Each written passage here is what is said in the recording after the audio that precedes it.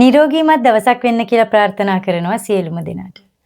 ගොඩක් දෙනෙක්ට තියෙන ප්‍රශ්නයක්නේ තෙල් කන්න හොඳයිද නැද්ද කියන එක. ඒ හින්දා අද මම හිතුවා තෙල් ගැන කතා කරන්න ඕනේ කියලා. අපේ ඇඟට ඕන කරන ශක්තිය නිපදවන්න. අපේ ඇඟට තනිව නිෂ්පාදනය කරගන්න බැරි ඇමයිනෝ අම්ල ටික ලබා ගන්න.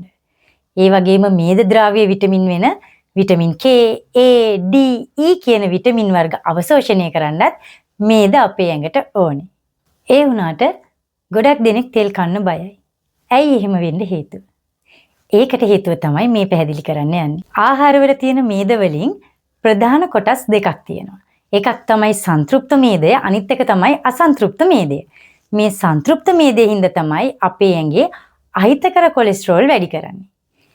අසන්තෘප්ත මේද වලින් අපේ ඇඟේ හිතකර කොලෙස්ටරෝල් තමයි වැඩි කරන්නේ. මොනවද මේ හිතකර කොලෙස්ටරෝල්, අහිතකර කොලෙස්ටරෝල් කියලා කියන්නේ? අපි කොලෙස්ටරෝල් බලපු ලේ රිපෝට් එකක් ගත්තාම ඒකේ තියෙනවා දැකලා තියෙනවද HDL, LDL කියලා දෙකක්. ඔතනින් HDL high density lipoprotein කියලා කියන්නේ අපේ ඇඟට හිතකර කොලෙස්ටරෝල්. අනිත් එක LDL ඒ කියන්නේ low density lipoprotein කියලා කියන්නේ අපේ ඇඟට අහිතකර කොලෙස්ටරෝල්. සංතෘප්ත මේදේ නිසා අපේ ඇඟේ වැඩි වෙන්නේ LDL ඒ කියන්නේ අහිතකර කොලෙස්ටරෝල්. අසන්තෘප්ත මේදයෙන් අපේ ඇඟේ වැඩි වෙන්නේ HDL ඒ කියන්නේ හිතකර කොලෙස්ටරෝල්.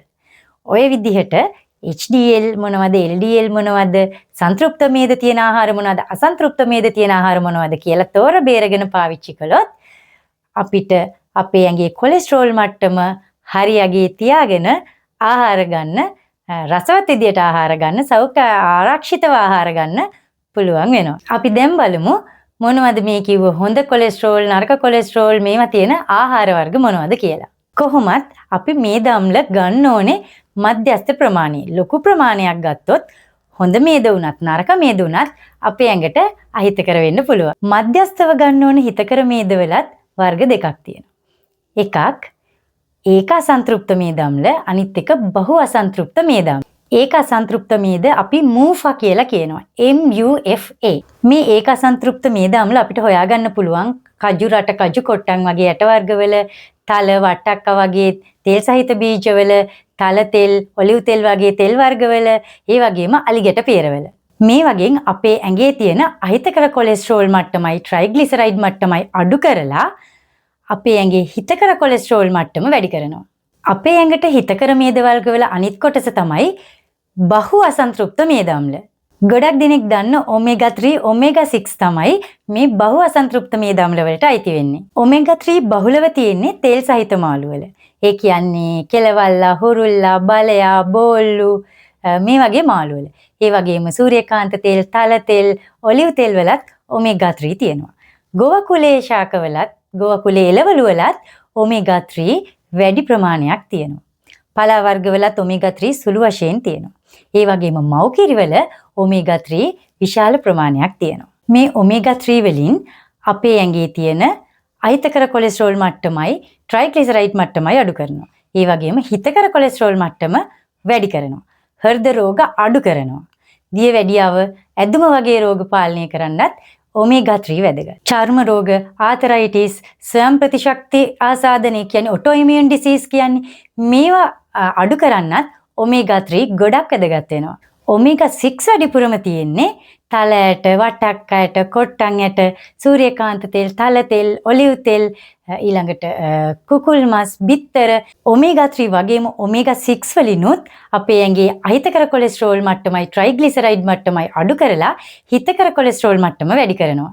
අපේ ඇඟේ ඔමේගා 6, ඔමේගා 3 හතරට එක අනුපාතයෙන් හරි විදිහට පාත්වාගෙන යන්න පුළුවන් නම් වකුගඩු, ස්නායු, රුධිර වාහිනී, ප්‍රතිශක්තිකරණ පද්ධතිය මේවා වර්ධනය වෙන්නත්, ක්‍රියාකාරීත්වයටත් ගොඩක් වැදගත්.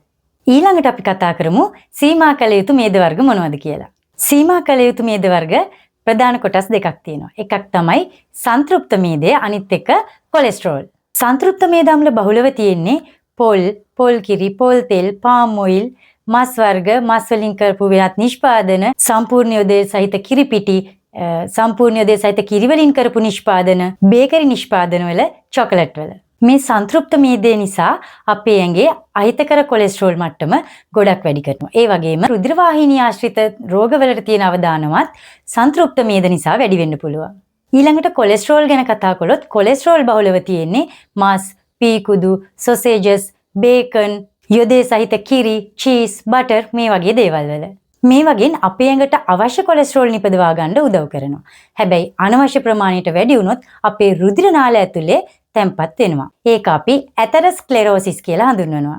අපි මේ වෙනකොට කතා කරලා තියෙනවා මධ්‍යස්ථව ගත යුතු හිතකර මේද වර්ග දෙකක්. ඒක අසන්තෘප්ත මේද, බහු අසන්තෘප්ත මේද. ඊළඟට සීමා කළ යුතු මේද වර්ග දෙකක්. සංතෘප්ත මේද, කොලෙස්ටරෝල්. ඊළඟට මම කතා කරන්න යන්නේ භාවිතා නොකළ යුතු මේද. ඒ කොටසට තමයි අයිති වෙන්නේ ට්‍රාන්ස් ෆැට්, ට්‍රාන්ස් මේදය කියන කොටස.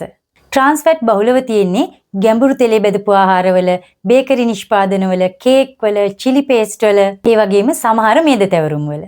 මේ ට්‍රාන්ස් ෆැට් හින්දා අපේ ඇඟ ඇතුලේ හිතකර කොලෙස්ටරෝල් මට්ටම අඩු කරලා අහිතකර කොලෙස්ටරෝල් මට්ටම වැඩි කරනවා. ඒ හින්දා හෘද රෝග සඳහා අවදානම වැඩි වෙනවා මේ ට්‍රාන්ස් ෆැට් අපි ආහාරවලට එකතු කරගත්තොත්. මේ ට්‍රාන්ස් ෆැට් හැදෙන්නේ අපි අර කලින් කතා කරපු අසන්තෘප්ත මේද අම්ල අධික උෂ්ණත්ව වලට රත් වුනහම සහ අපි නැවත ගැඹුරු තෙලේ බෙදලා ආහාර ගන්න පුරුදු වෙනකොට.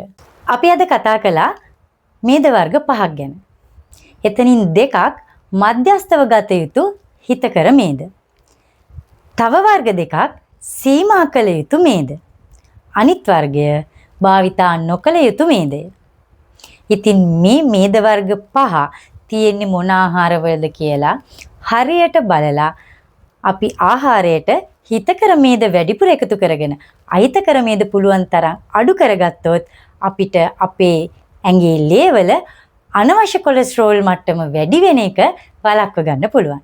ඉතින් හැමෝටම ආරාධනා කරනවා channel එක subscribe කරන්න.